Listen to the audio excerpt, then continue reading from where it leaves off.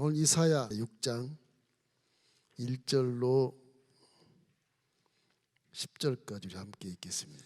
우시야 왕이 죽던 해에 내가 본즉 주께서 높이 들린 보좌에 앉으셨는데 그의 옷자락은 성전에 가득하였고 서랍들이 모시고 섰는데 각기 6 날개가 있어 그 둘로는 자기 얼굴을 가리었고 그 둘로는 자기의 발을 가리었고 그 둘로는 날며 서로 불러 이르되 거룩하다 거룩하다 거룩하다 만군의 야훼여 그의 영광이 온 땅에 충만하도다 하더라. 이같이 화답하는 자의 소리로 말미암아 문지방의 터가 요동하며 성전의 연기가 충만한지라. 그때 내가 말하되 화로다 나여 망하게 되었도다.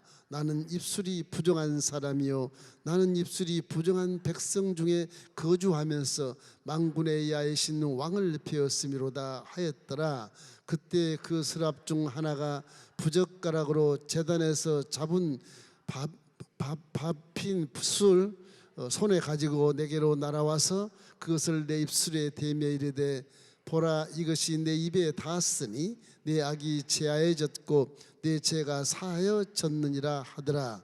내가 또 주의 목소리를 들으니 주께서 이르시되 내가 누구를 보내며 누가 우리를 위하여 갈고 하시니 그때 내가 이르되 내가 여기 있나이다 나를 보내소서 하였더니 야훼께서 이르시되 가서 이 백성에게 이르기를 너희가 듣기는 들어도 깨닫지 못할 것이요 보기는 보아도 알지 못하리라 하여 이 백성의 마음을 둔하게 하며 그들의 귀가 막히고 그들의 눈이 감기게 하라 염려하건대 그들이 눈으로 보고 귀로 듣고 마음으로 깨닫고 다시 돌아와 고침을 받을까 하노라 하시기로. 이렇게 말씀하셨습니다.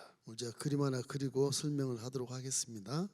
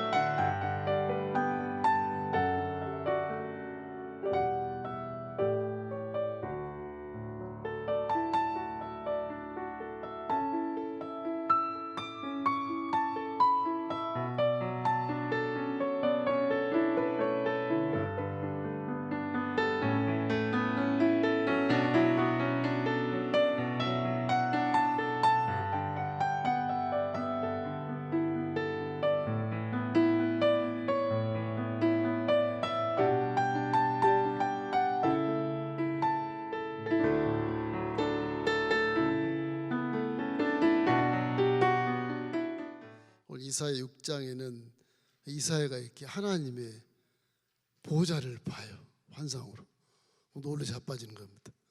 구약에는 하나님 보면 죽는다는 그 히브리 사상이 있어요.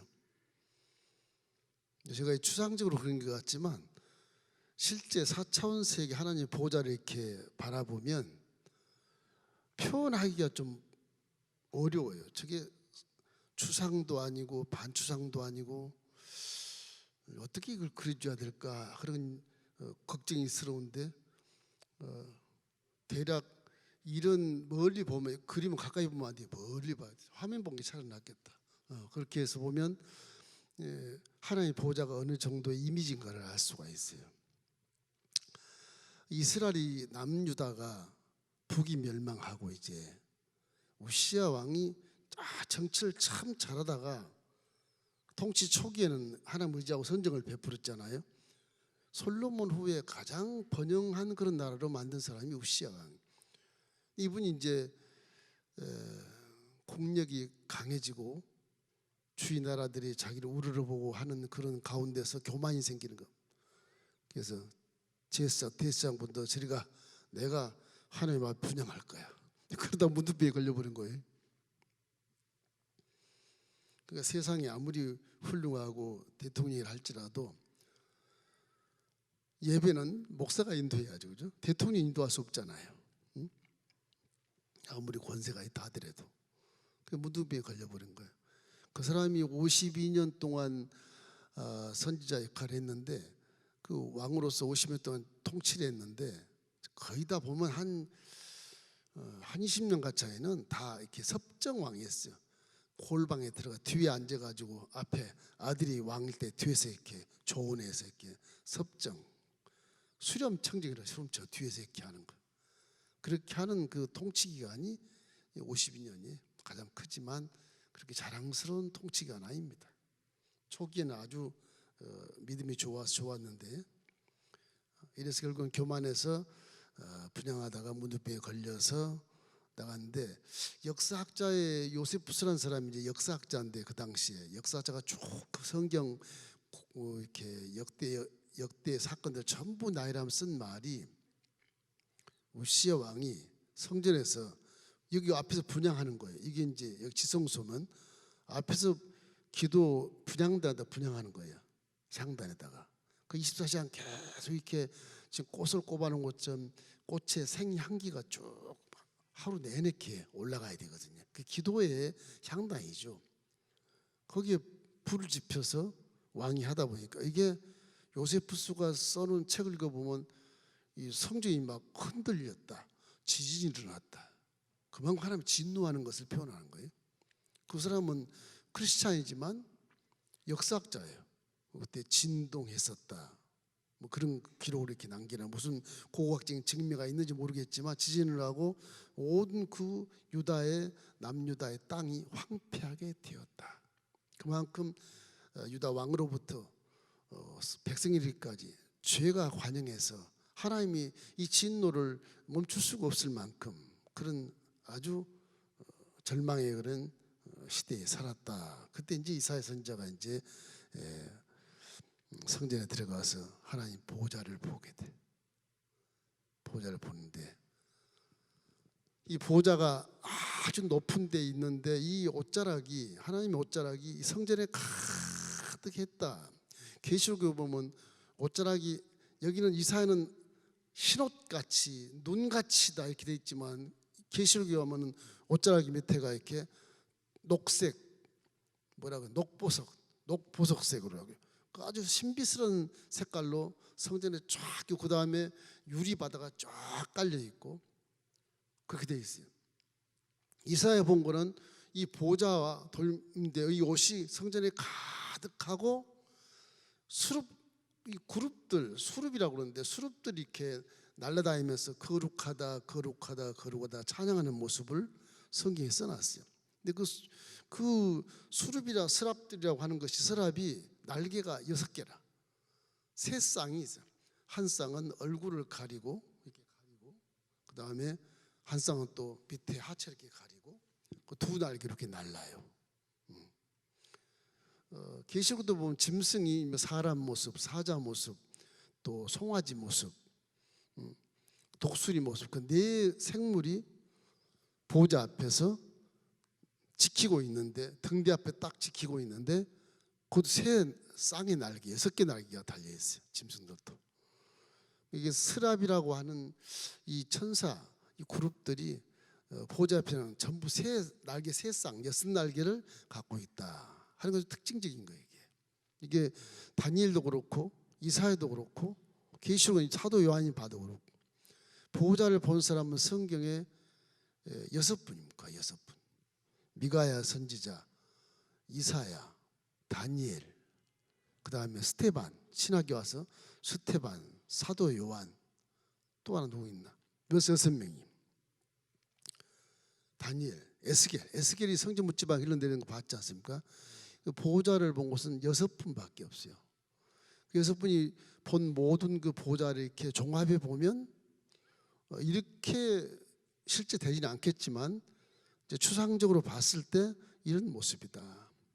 거기 보면 여기 이제 여기에 촛대가 이렇게 촛대가 이런 모습으로 7개 촛대가 이렇게 이제 촛대가 이렇게 돼서 불이 이제 켜 있는 겁니다. 등대에 불이 이렇게 켜 있고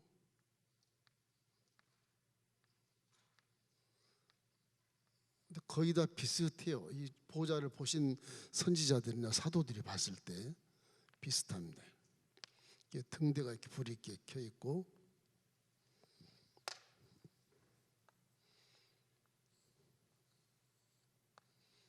촛대가 7촛대가 앞에 있어요. 이 촛대 앞에를 짐승의 머리를 한 스랍 천사들이 지키고 있어요. 이 앞에 이 스랍들은 지금 안쪽에 보좌를 둘러치면서 거룩하다 그렇게 찬양을 하고 밑에도 3쌍 날개를 달린 6쌍 날개를 가진 사람 모습, 송아지 모습, 사자 모습 이런 그 천사 같은데 얼굴은 무서워요. 지키고 딱 그 무슨 불교의 뭐라 그래 그 무시무시한 칼 차고 있는 그 문 열면 나오지 않아서 그런 식으로 아마 그 신을 지키는 그런 영적인 그런 장수들인 것 같아. 사자, 그 다음에 송아지, 사람 모양, 또 하나 4가지 모임, 4가지. 하나 잊어버렸네. 여기다가 지키고 있어요. 그 이 보좌에 올라가는 거 보면 계단이 쫙 있어요. 이것을 이제 그 실제 보호자를 바라본 사람이 체험한 사람이 쓴 걸 보면 그건 주관적이겠지만 이 주위에 천사들이 한 1억 명이 진을 치고 있는데 1억 명이면 뒤 천사가 누군지 잘 모르잖아요. 근데도 요 하나님의 4차원의 공간은 1억 명이 빡빡하니 있어도 다 볼 수 있대요. 다 볼 수 있대. 얼굴을 다 볼 수 있대요. 영의 세계에 들어가면 드러나 버려요. 숨기질 못해. 다 드러나 버리니까. 1억 명 있어도 그 숨어 있는 사람 얼굴까지 마음까지 다 꿰뚫어 보네요. 꿰뚫어 봐. 우리가 물질 세계에서 지금 이 불투명한 세계에서 사니까 뒤가 안 보이잖아요. 4차원 세계는 투명하다는 거죠. 겹치지만 깨끗하게 잘 보인대 거기에. 그런 거 써놓은 걸 내가 읽어봤거든 옛날에. 그 한번 천국 한번 가봤으면 좋겠다. 그 보좌에. 근데 성경은 보좌에 하나님 만나면 반드시 죽는다 그런 히브리 사상이 있어서 모세도 올라갈 때 얼굴 안 보이잖아요. 안 봐요. 그리고 하나님 말씀하시기에 너만 올라와. 그 밑에 사람 오면 내가 돌격할까 두렵다. 다 죽인다 내가. 그만큼 하나님의 형상은 거룩하기 때문에 조금 죄진 것이 있으면 그냥 다 사라져버린 거예요. 그러니까 모세 시대에도 사람이 올라갔을 때 사랑과 영혼이 다 사라져버린 거예요. 예수님의 죄를 사함받아 우리가 의인이라고 그러는데 우리는 예수의 믿음을 딱 가지면 육체도 살고 영도 살아요. 그 예수의 피로 담대히 하나님 앞에 선다 그러잖아요. 담대히. 그러니까 예수 그리스도의 십자가 대속의 은혜가 얼마나 중요하고 정말 아주 최고 우주의 최고의 그런 구원의 문을 여는 그런 근거가 되기 때문에 예수 그리스도를 구주로 믿는 자는 하나님 앞에서도 살고 세상을 이기고 살 수 있다. 그런 결론이 나오게 되는 겁니다. 그래서 이사야 환상 중에 이렇게 보좌와 성전에 가득한 옷자락을 보면서 이제 느낀 게 아이고 내가 죽었구나 이 생각하는 거죠. 봤으니 큰일 났다 죽었다. 자 이사야 6장 2절 우리 한번 서랍들 한번 읽어보십시다.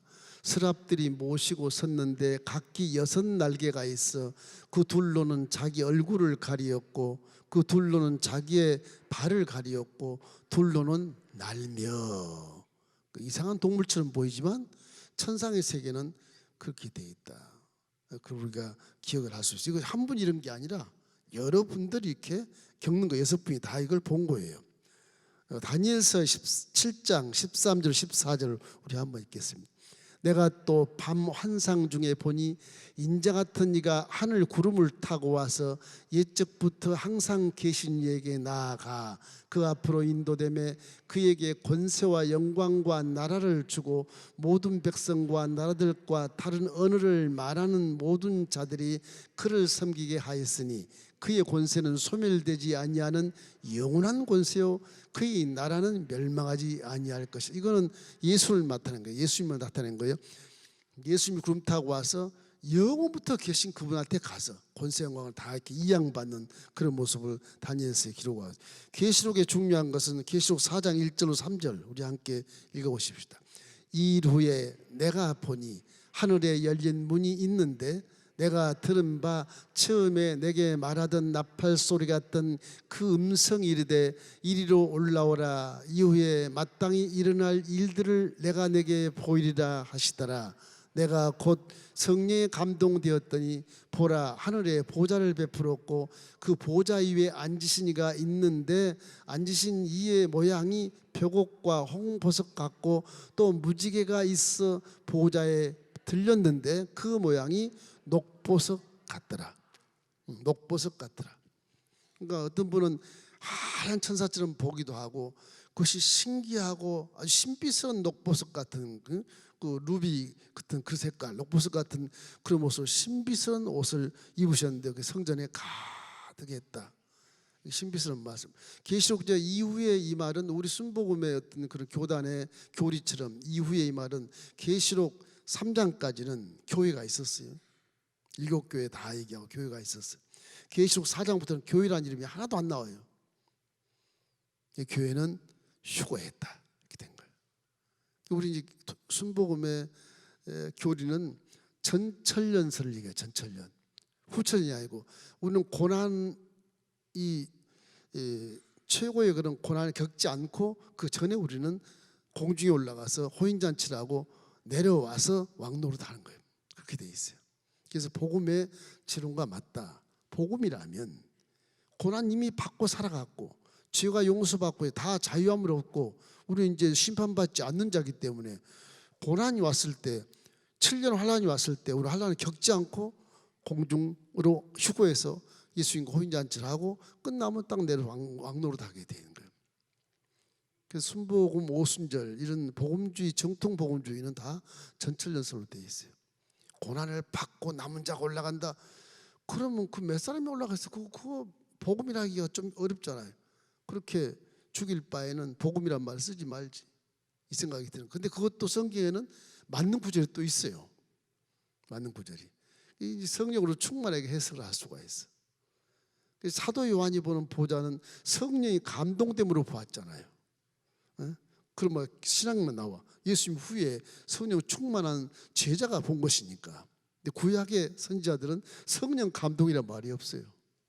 그런 것들이 이제 이 예수님 전과 예수님 후에 그런 것도 다 의미가 정확합니다. 이게 만든 게 아닌데 정확해요. 신기하게 정확해요. 그래서 어떤 그 계시록에 보면 또 이제 4장 같은 데 보면 네 생물 24장로가 이 주위에 쫙 서 있어요. 12장로와 12제자가 이렇게 보좌를 옆에 딱 앉고 이렇게 보좌 위에 딱 둘러 앉은 그런 모습을 본 환상을 본 이 사도 요한의 모습도 있습니다. 히브리서 4장 16절 보겠습니다. 그러므로 우리는 긍휼하심을 받고 때를 따라 돕는 은혜를 얻기 위하여 은혜의 보좌 앞에 담대히 나아갈 것이니라. 이제 신약이 와서 예수를 구주로 믿는 우리는 보좌 앞에 담대히 나갈 것이다. 그렇게 의로움을 이렇게 인정해주고 자격을 주는 것이죠. 그래서 우리 신약 시대는 제사장이 아니었는데 신약 시대는 예수님을 통해서 만인 제사장이 되는 거예요. 예수님이 대제사장이 되시고 멜기세덱의 반차를 쫓아서 대제사장이 되고 우리는 그냥 제사장이 돼요. 여러분과 지금 성전에 와 있는 것은 제사장이기 때문에 들어와 있는 거죠. 영적으로는 제사장이기 때문에 들어와 있는 거예요. 저 뜰에 지나가는 사람도, 우리 성전을 밟고 지나가는 사람도 하나님 예정한 사람이 아닌가 전도하지만 우리 거룩한 성전 뜰을 밟고 지나가는 것도 복이야. 구약을 보면 복이에요. 회막 안에 들어온 것만 해도 복이에요. 그래서 신약 시대가 이제 돼서 예수를 통해서 우리가 남자고 여자고 다 제사장 계급장을 딱 달고 교회에 들어오게 됐다. 이 큰 은혜거든요. 엄청난 은혜거든요. 구약 시대는 제사장들이 여자가 없어요. 저 뜰에 가서 이제 옷을 빨아주고 피를 빨아주고 물을 갖다 이렇게 바꿔주고 이런 불을 떼주고 이런 거 했거든요. 그래서 신약에는 남녀 공의 평등하게 예수를 구세주를 믿으면 하나님 자녀가 되고 만인 제사장의 계급장을 달아주는 거예요. 할렐루야. 그러니까 남자보다는 여자가 훨씬 더 은혜가 많으니까 교회마다 보면 여자가 많은 이유가 그런 데 있는 것 같아요. 여자분들이 감동할 줄 잘하고 성령의 역사하면 여자들이 먼저 예민하니까 먼저 느낌을 갖고 막 방언이 먼저 터진 남자보다 훨씬 더 먼저 터져요. 남자는 막 금식하고 죽여놔야 방언이 터지고 그래요. 예. 여자분들은 금식 안 하고 막 방언이 날라나 나오는데 그만큼의 감성이 있게 성령이 여러분을 사용하는 게 훨씬 남자보다 나아요. 남자들은 성령이 사용해도 이게 하드같이 딱딱해가지고서 이게 소프트하지 않아가지고서 성령은 소프트하거든요. 딱딱하니까 이게 좀 경직이 돼. 성령이 온다는 걸 생각하면 뭘 이렇게 잘 아는지 금식하면 기도하면서 이런 생각을 해요. 성령이 어떻게 오나 보자 내가. 그러고 기도하니 성령이 오겠습니까? 여성분들은 막 굴 속에 들어가면 땅을 치고 통곡을 하고 남편 원수 같은 거죠 용서해달라고 그러고 막 뭐 자식이 뭐 어떻고 저쩌고 그렇게 울고불고하게 성령이 확 오는데 남자는 그런 거 없어. 내가 잘못한 게 뭐 있어. 가정 안에 뭐 기도하나 중보기도 지기도마다 끝나는데 남성들은 참 문제예요. 남성의 그런 속성이 있어서 그러긴 하지만 4차원 영리의 세계는 여성들의 그런 성품이 굉장히 가깝습니다. 빨리 느낄 수 있고 빨리 응답받을 수 있고 체험도 빨리 하고 그래요. 남자들은 사회에서 막 생존 경쟁이 뭐 그런 것 때문에 그런지 몰라도 이게 눈이 있어도 자꾸 안 보여. 이게 마음이 닫혀 있어가지고 이게 열 수가 없어. 경쟁심리 때문에 그래요.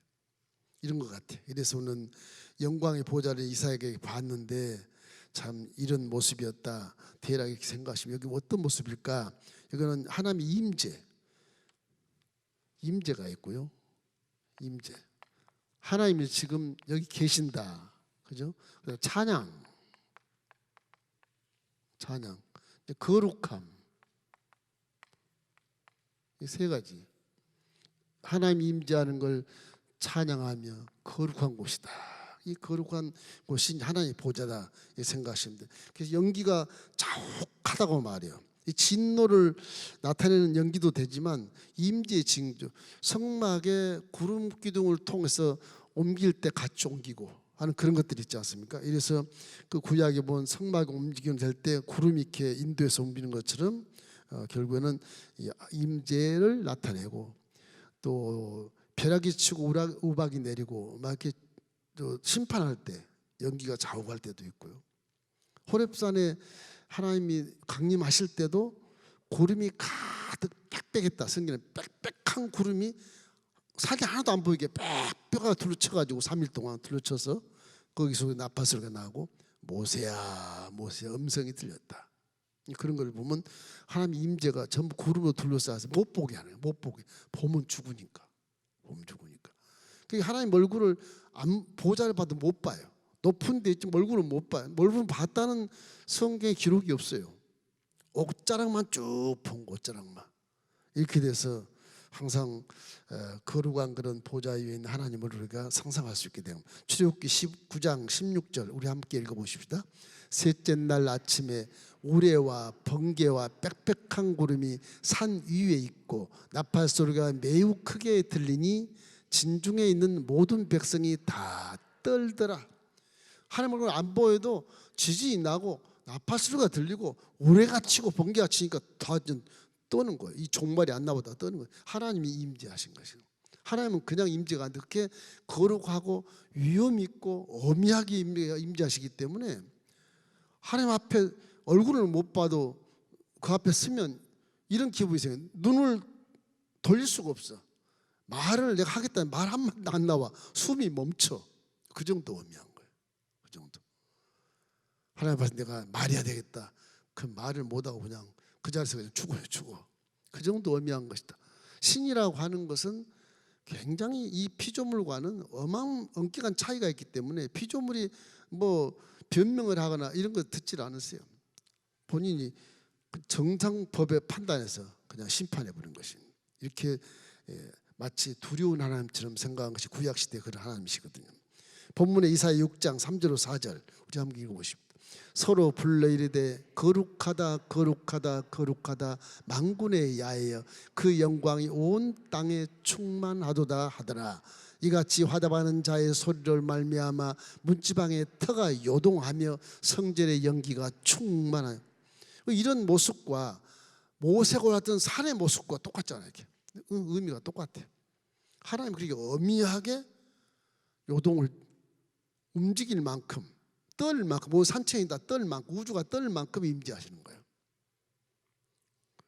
그럼 이제 그 보좌에서 나오는 빛이 꼭 번개치는 것처럼 우레치는 것처럼 그렇게 빛이 막 발상하는 하나님의 빛이시기 때문에요.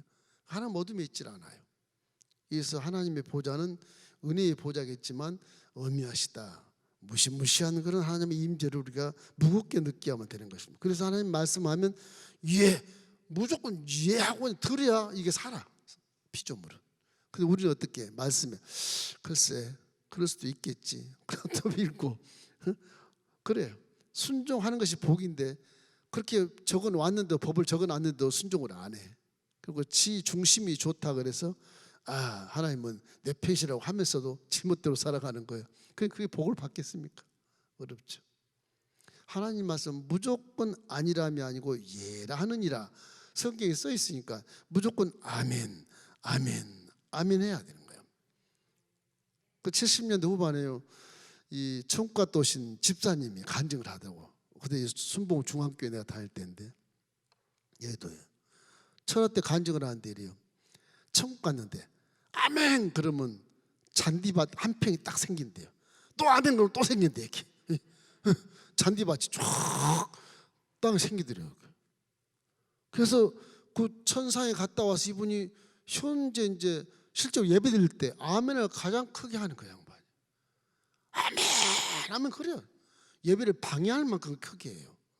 그 체험에서 체험하니까 복이 오니까 아멘을 막 하는 거예요. 말씀에 순종하는 것은 복이라 그런 개념이라는 거죠. 우리는 믿습니까? 그러면 가만히 있고 옆에서 아멘. 저도 학교 교수할 때 선지생도들에게 종들이 되잖아요. 니네들이 아멘을 잘해야 앞으로 목회에서 성도들이 왔을 때 아멘을 잘한다. 근데 보통 목사님들이 아멘 잘 안 해요. 그게 문제. 종들 앞에 설교할 때 가장 힘들어요. 이 뻔히 말씀을 알면서도 입이 안 떨어지게 왜 아멘 안 하는 거지? 뭐 그렇게 질문할 만큼 그래요. 워낙 많이 하고 지치고 속이 막 까마니까 지금 아멘 할 힘도 없다 그런 뜻이겠지만은 그래도 아멘을 해야 돼요. 아멘을 해야 돼요. 크게 아멘한 자에 복이 있을지어다. 그렇게 돼야 돼.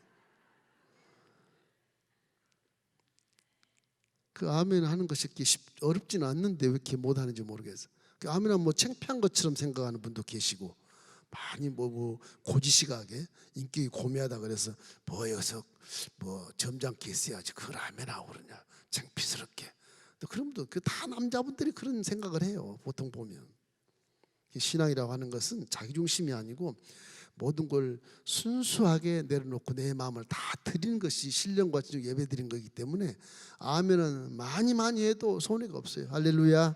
아멘 하시기 주의 이름으로 축원합니다. 여기에 이제 보좌에는 무엇이 있냐, 속성에 긍휼함이 있어요. 긍휼이라는 것이 좀 어려운 말이죠. 불쌍히 여긴다. 하나님은 사랑이시라 그래요. 요한일서 4장 8절에 사랑을 알지 못하는 자는 하나님을 알지 못하나니 이는 하나님은 사랑이시라. 그 사랑이라 저어리면 구원받은 것도 당연하게 믿는데 보호자가 어미하고 두렵고 떨려도 그 속에는 사랑이 있으셔. 그 징계를 해도 그 속에는 하나님이 사랑으로 나를 때리는 거야. 이렇게 이해를 해야 되는데 왜 나를 때려? 그렇게 되거든. 그래서 교수들도 학생을 위해서 처찍을 체벌을 하지 않습니까? 체벌하면 엄마들이 와서 왜 체벌하냐고 경찰서에 고소해가지고 교수가 가르치기 힘들잖아요. 교수는 제자를 위해서 때리는 것은 체벌하는 것이거든. 사랑이 있어 속에. 미워서 때리는 게 전혀 아니야. 왜 내 강의에 그렇게 소홀하냐? 그렇게 해서 때리는 거거든요. 잘하라고. 요즘에는 교육에 이게 문제가 돼서 뭔 존이 해가지고서 선생님들이 이상한 선생님들이 돼가지고서 북에서 남에서 북쪽을 침범했다 이렇게 가르치기도 하고 희한한 사람들이 많아요. 절대 그 학교에 보냈으면 선생님한테 맡기세요. 우리 교회도 그 선생님 계시잖아요. 두 분 오셔가지고 목사님 저 6학년 담임이에요. 얘는 5학년 담임이에요. 근데요 걱정이에요. 왜 그래요? 학생들이 말을 안 들어요. 혼자 칠판 보고 경다 그냥 가는 거예요. 강의 끝 그러고 가 그냥. 얘들하고 교제를 못해. 교제단 조금만 하면 애들이 막 핸드폰 내서 엄마한테 전화하고 경찰 전화하니까. 그럼 그 자기의 실적에 기록이 돼요. 그게 또. 그러니까 이 교사분들이 너무 어려워. 요즘 교육계에 있는 분들이 굉장히 힘듭니다.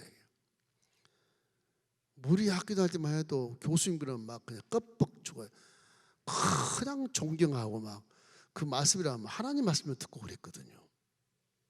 그런 분들한테는 뭐 인격이나 예의와 범절이 잘 지켜졌거든요. 전공 과목도 물론 배우지만 예의와 범절을 반드시 지켜서 이렇게 가르쳤기 때문에 이 선배를 무시하지 않고 어르신에게 항상 존대하고 이렇게 살거든요.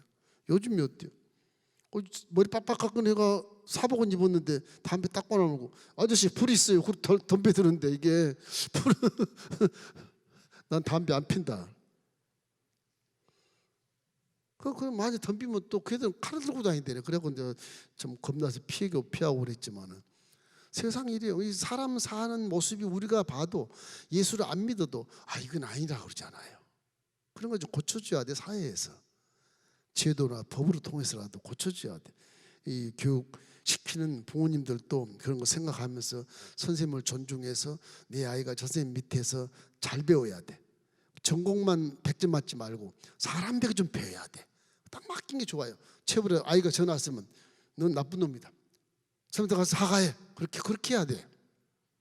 선생님한테 혹시 전화할 것이 있으면 잘하셨습니다. 많이 때려주세요. 그렇게 해야 돼. 그래야 얘가 예의를 알고 범죄를 안 되니까요. 너무 과잉보호하니까 아이들이 버릇이 없잖아요. 버릇이. 고생 못 하잖아요. 몰라 전쟁에는 나면 피를 보면 좀 정신 차려질까? 지금 뭐 애들은 고생 안 하고 사는 것처럼 생각해요. 고생 닥치면 못 살겠다 그래서 죽어버리고 엄마 마음에 그냥 상처만 주고 가버리고 그게 무슨 인생입니까? 정말 우리 자녀들을 너무 과잉해서 이렇게 보호하시면 안 됩니다. 긍휼, 사람이 하나님을 보면 죽는다 그런 히브리 사상이 있는데 하나님의 원천적인 하나님은 사랑이 가득한 분이라는 걸 알아요. 알면서도 무서워 얘기해요. 징계를 하시니까. 구약에 보면 징계받는 자가 복이 있다 그래요. 징계받는 자가 왜? 넌 사생아가 아니까. 네가 아저씨라 그러면 때리겠냐? 남의 자식을? 네 아버지니까 때리지 놈아.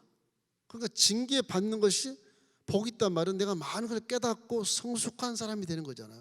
신앙이 성장하는 거예요. 우리 아버지 진짜 알게 되는 거예요. 그래서 나쁜 길에서 옳은 길로 가는 거예요. 징계라는 건 굉장히 사람에게 좋은 겁니다. 고난도 스승이 되는 거예요. 알고 보면 인생의 고난이 힘들어도 이 고난이 나를 바른 길로 인도해주고 하는 건 스승이 된다고요. 그러니까 이 스승들을 우리가 만날 때 성경 말씀대로 아멘 그러고 성경에 또 써 있어. 야, 네 앞에 고난 네가 이길 수 있으니까 내가 허락을 한 거야. 부딪혀봐. 이길 수 있어.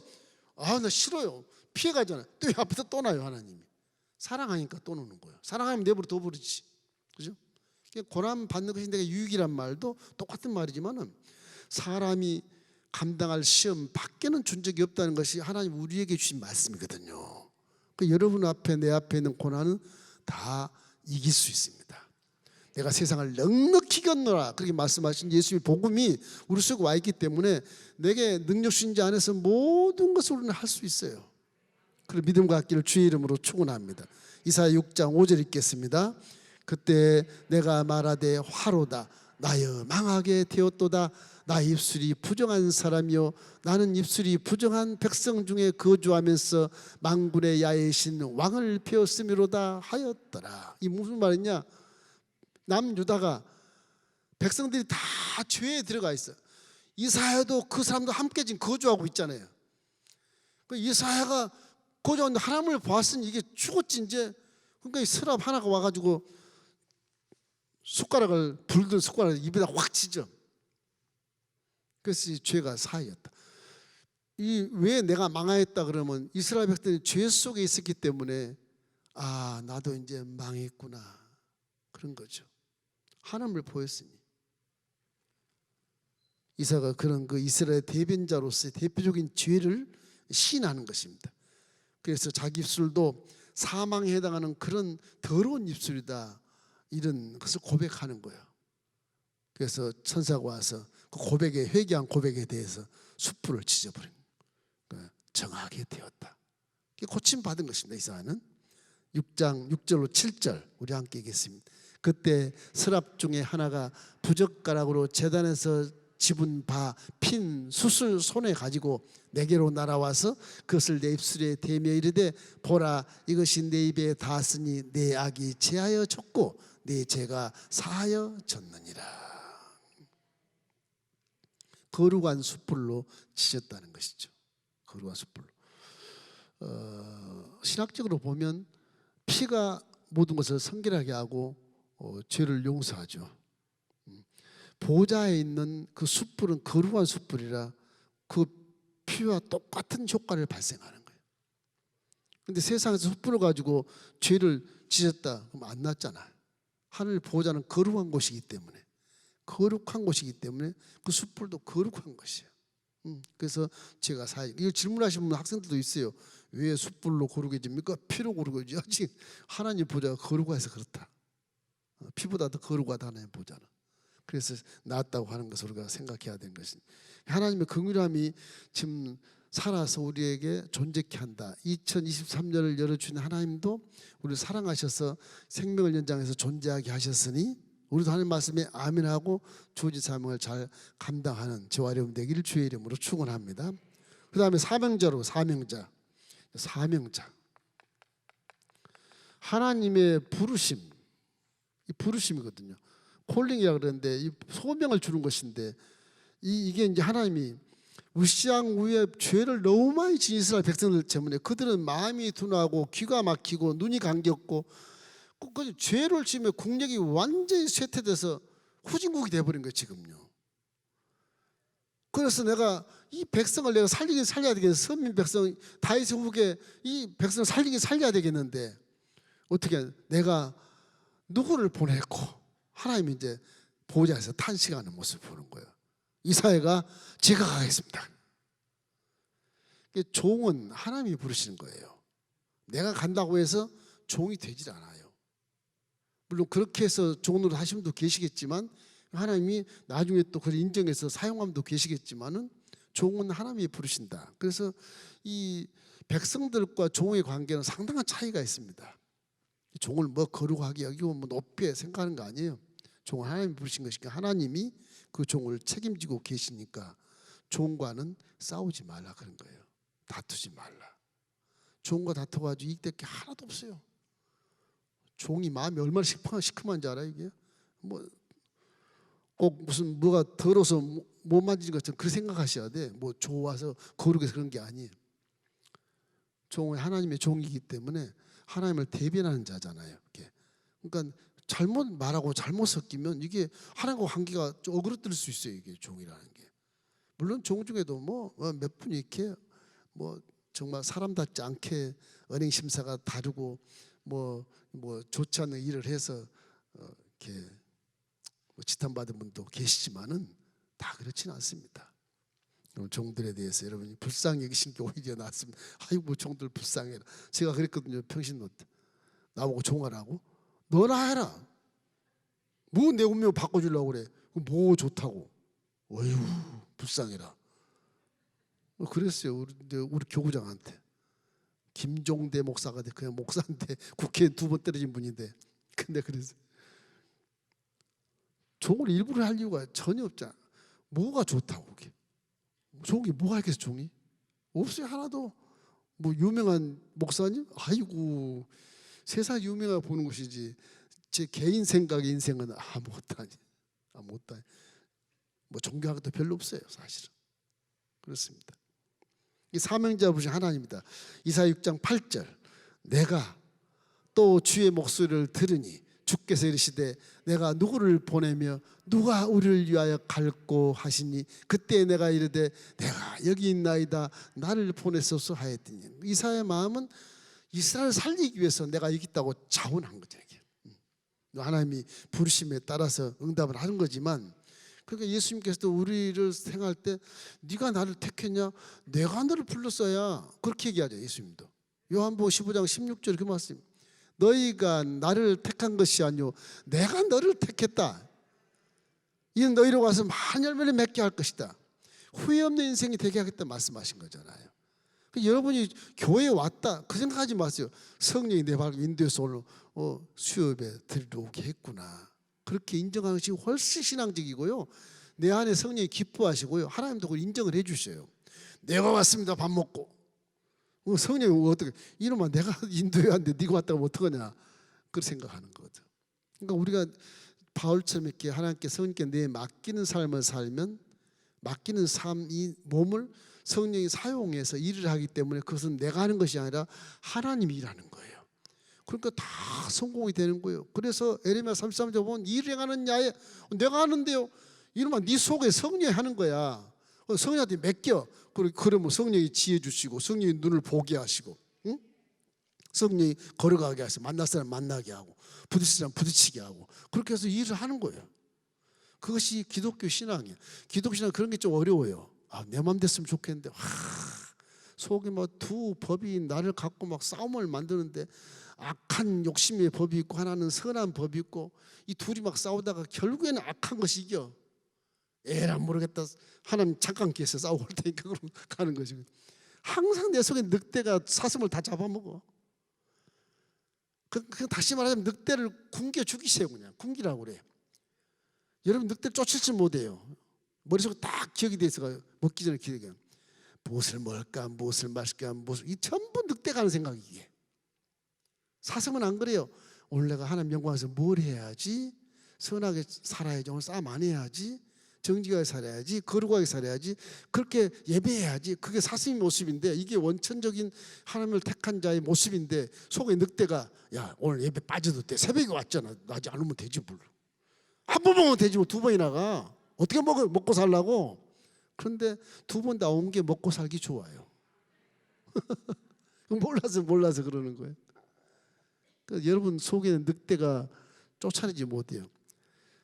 못해서 나서도 못 쫓아내요. 계속 존재 이놈 늑대가.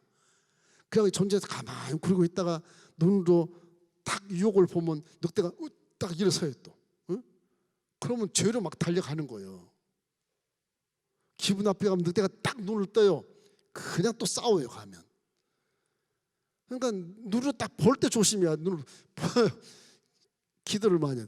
다시 기도하고 다시 봐. 불쌍한 자여. 그러면 늑대가 힘없이 딱 쓰러지고 사슴이 발탁발탁 뛰어요. 화짝 웃으며 상대를 대하게 돼. 그러니까 여러분과 제 속에는 다 늑대가 있어. 악한 게. 그걸 그냥 굶기세요. 어떻게 굶기냐? 악한 말 하지 마세요. 악한 생각을 안 하면 늑대는 그냥 금식해가지고 힘을 못 쓰게 해요. 사슴이 그에 뛰어넘어도 물지도 못해요. 그게 이제 기독교 신앙의 모습이 딱 나오는 거기에. 그러니까 선한 생각, 정직한 생각, 거룩한 생각, 말씀에 순종한 생각, 감사 넘치는 생각, 남을 볼 때 칭찬하고 기뻐해주고 도와주고 이런 화목해하는 그런 생각이 다 사슴의 생각이거든요. 악한 생각하면 늑대가 탁 일어서요. 어떻게 저를 잡을까? 그러게 그 교만이 확 오고 욕심이 막 오는 겁니다. 미워하는 게 뭐고? 그러면 그거는 믿었으나 죽은 믿음이에요. 사슴 다 죽여버리는데. 그래서 참 이 갈등이 그래서 있는 겁니다. 사도 바울이 내 속에 두 법이 있구나. 지금 예수 믿고 성령 받고 부활한 예수를 만난 사도 바울도 내 속에 두 법이 있네. 하나는 악함 죄의 법, 하나는 의의 법이 있는데 둘이 싸우는구나. 어떻게 해야 되냐 이거를. 그 사도 바울이 체험하고 나서 이 늑대를 어떻게 내가 굶겨 죽이지? 쫓아낼 수도 없어요. 이게 물질을 갖고 있으니까. 내 속에 물질이라 쫓아낼 수가 없어요. 영이라면 그냥 쫓아낼 수 있는데 귀신같이. 이 물질이라면 못 쫓아내는 거예요. 그러니까 죽겠다. 내가 확신하노니 사망이나 생명이나 천사들이나 권세자들이나 높음이나 깊음이나 다 나무 피조물도 나를 하나님의 사랑에서 끊을 수 없어. 그걸 늑대를 굶겨. 긍정적인 말로 굶기는 거예요. 나는 내 주신 자 안에 모두 살 수 있다. 예수의 피란 먼지가 다 사해졌어. 나는 빛 가운데 사는 하나님의 자녀야. 뭐 이렇게 해가지고서 늑대가 좋아한 걸 말 안 하는 거예요. 다 굶겨버린 거예요. 그러니까 성령으로 충만해서 사슴같이 기쁘고 감사하며 주며 사명을 다하고 순교할 때도 그렇게 쉽게 두려워하지 않고 순교할 수 있는 그런 믿음이 된 것이죠. 참 이 사명자로 부르신 것도 참 우리에게 은혜가 되지만은 사명 받는 자는 굉장히 갈등이 많습니다. 이걸 내가 접어 마라. 뭐 이렇게 짐을 쌀까 말까. 그렇고 늑대가 막 계속 유혹하거든. 계속 손가락질하고 막 찔러보고 막 그러거든. 그래서 사명자 부르신 사람은 하나님이 성령과 함께 동행해서 책임을 져주십니다. 여러분도 불렀으니까 책임을 지는데 사명자 책임 안 져주시겠어요? 분명히 책임을 주셔요. 그래서 해보니까 한 40몇 년 지나갔는데 후회는 없어요. 후회는 없어. 내가 하고 싶은 거 했으면 좋겠는데 그 생각은 좀 있어요. 있는데 근데 은퇴한 다음에 하면 몰라도 후회는 없어요. 선하기 때문에. 선하기. 악했으면 후회가 됐을 겁니다. 자, 이제 하나님의 때가 있을 때. 하나님의 때, 이게 하나님의 때야 돼. 내 때를 가지면 안 돼. 이게 참 중요하더라고요. 이 강팍한 사람들에게 이렇게 회개하라고 막 외치는데도 이사야가 외치는데도 백성들이 안 듣는 거예요. 귀가 둔하고 마음이 다치고 이게 뭐 눈도 안 보이고 감겼고 이렇게 나와요. 지금 죄가 다 감겨놓으니까 깨닫지를 못하는 거예요. 그러니까 성읍이 황폐하고 땅이 그냥 다 황폐해서 곡식도 거둘 수 없는 지경까지 돼버린 거예요. 이제 본문의 6장 9절로 10절 읽어보십시다. 야훼께서 이르시되 가서 이 백성에게 이르기를 너희가 듣기는 들어도 깨닫지 못할 것이요 보기는 보아도 알지 못하려 하며 이 백성의 마음을 둔하게 하며 그들의 귀가 막히고 그들의 눈이 감기게 하라. 염려하건대 그들이 눈으로 보고 귀로 듣고 마음으로 깨닫고 다시 돌아와 고침을 받을까노라 하시기로. 그 죄가 더덕덕 붙은 이 유다 백성들에게 이게 하나님 네가 외쳐도 그들은 듣지 않는다. 혹시 들어서 그러면 고칠까? 내가 염려, 내가 염려. 못 듣게 하라는 거예요. 하나님의 징계를 그대로 받아야 된다네. 받아야. 징계를 받아. 바벨론 포로 잡혀가야 돼. 그래야 이것들이 정신 차린다. 그러니 참 유다가 회개하지 않는 것이 이거 언제까지 계속되겠습니까? 그렇게 물어 이제 이사야가. 그러니까 이제 내가 죽고 바벨론 포로 때까지 내가 예언하도록 할게. 이사야가 살아생전에 그들을 회복을 못 시켜요. 예언만 했지. 나중에 이제 발령포로 70년 됐을 때 그때서 다 귀환하게 되는 거예요. 다 귀환도 안 돼요. 한 5만 명 10분의 1 정도만 아마 귀환 안 할 겁니다. 아마. 이게 하나님 때가 참 중요하다.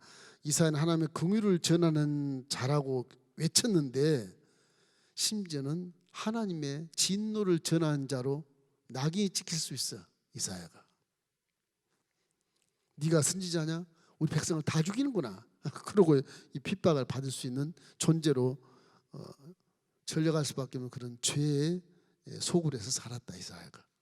그래서 이사야가 많이 이렇게 한 60년 가차이를 선지자 하는 이유도 그런 데 있는 겁니다. 아주 중요한 대선지자예요. 마지막으로 위로의 하나님, 하나님의 위로가 있습니다.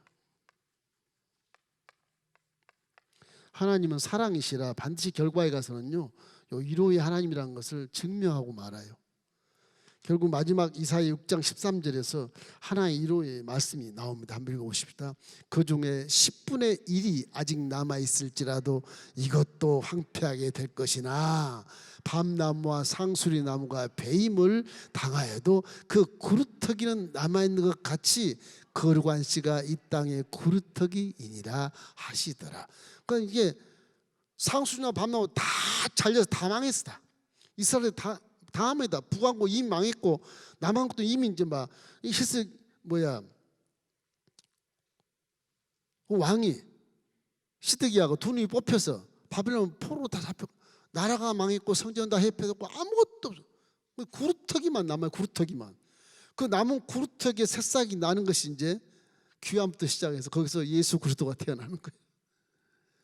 나라가 망하고 백성이 다 포로 잡혀가도 나라는 내가 다시 회복하마 그런 것입니다.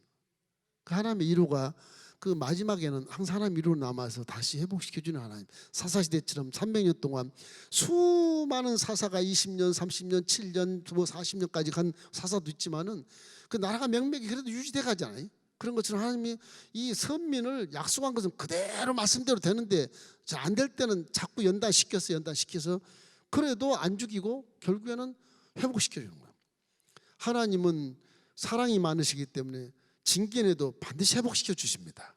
여러분을 징계도 반드시 낫게 하시고 고쳐주시고 회복시켜 준 것을 믿기를 주의 이름으로 축원합니다. 이래서 10분의 1 오리 남아있을지라도 그것도 다 삼키는 바 된다.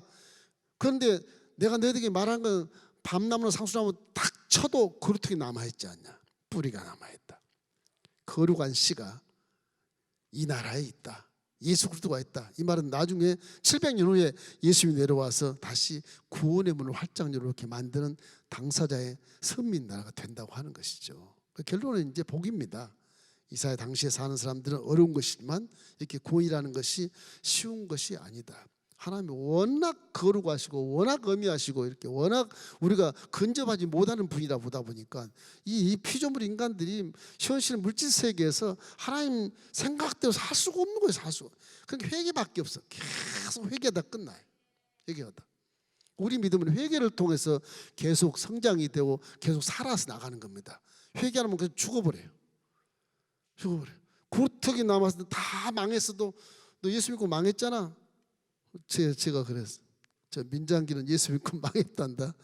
마을에 소문이 나니까 예수 믿는 사람 다 안 가 교회를. 얼마나 슬프든지 접으려고 그랬어요. 하나님 나 접겠습니다. 이러면 안 계시는 거 아니에요.